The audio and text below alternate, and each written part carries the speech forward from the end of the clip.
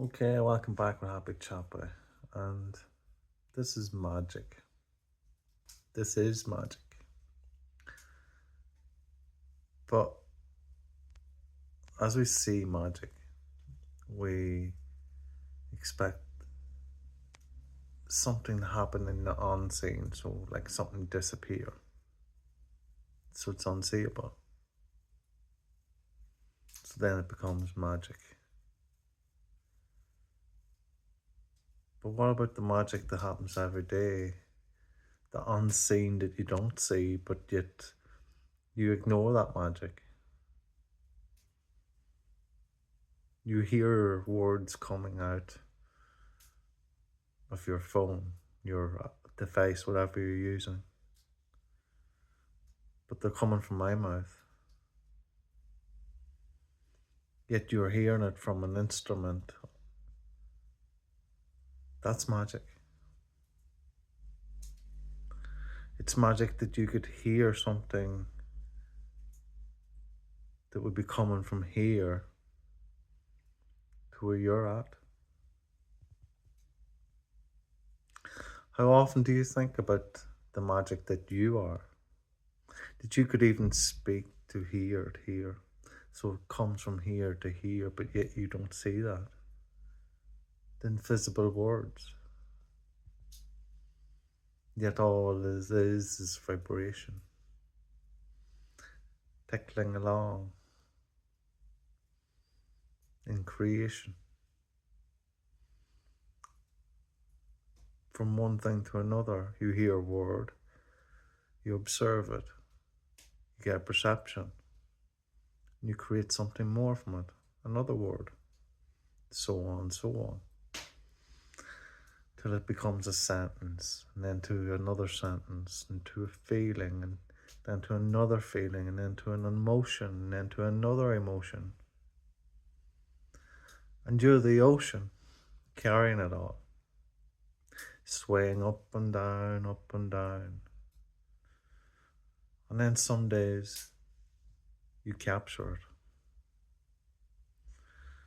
And you put it into order. It's not out of control. You're able to control them ups and downs and sway with them and enjoy the ride. Like surfing. I assume. Not that I've tried to know. But I assume it'd be much like that. Enjoying the wave, riding the wave. So, grasping the ups and the downs, knowing what's coming, seeing it coming, knowing the magic of it, yet knowing that you can control that by each word that you make into a sentence, that you make into a feeling, to thoughts, to emotions that you create. And every time that you see that you're creating something that's bringing you down under that ocean into the fall where you fell off your surfboard and it's washed you down. Well, to come back up from that and to understand how, to understand, to rethink your way of thinking. And I was thinking of holding your breath under the water. Do that. Do grasp your breath. It's something I actually do. I never thought much about it, but I do it. And think. You're slowing down your breath and you're slowing down everything else. Well, everything else is probably actually going faster to grasp for that breath. But as you slow the breath down, you're able to slow down the focus, what you're focusing on. Because the idea is you're holding your breath, your focus is, right, where or how am I going to get my next breath? So when you stop breathing, you're able to focus. And because you're subconsciously going to be thinking that way, whatever negative way of you've been thinking, you're able to recalibrate your thoughts to what's important, which is you in this circumstance. So you're turning your focus to your breath and what's important, where what you were thinking about wasn't really that important. It was only a way of thinking that had made you feel that it was important.